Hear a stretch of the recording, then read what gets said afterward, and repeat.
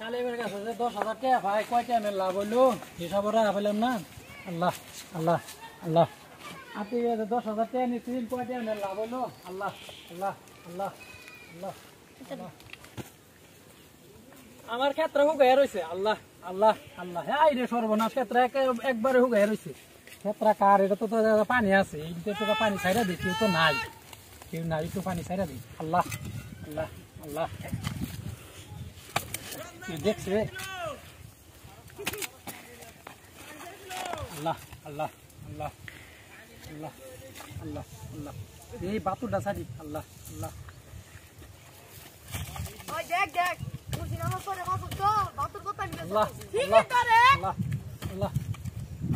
আসসালামু আলাইকুম করিম চাচা।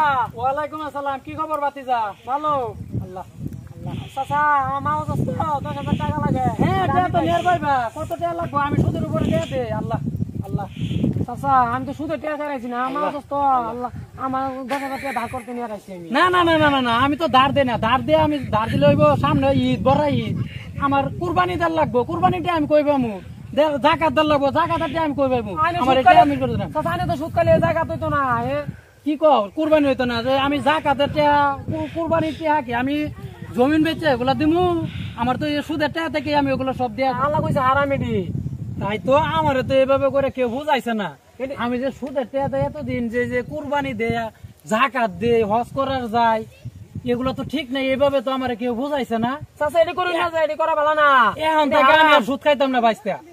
আমার যা টাকা লাগে মানুষের উপকার করা বলে এমনি করতে দে, উপকার করবো।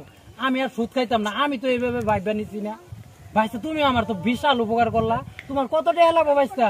আমার 10,000 টাকা লাগবে। তুমি 10,000 টাকা লয়ে যাও তোমার চাষির কাছ থেকে, বুঝছো?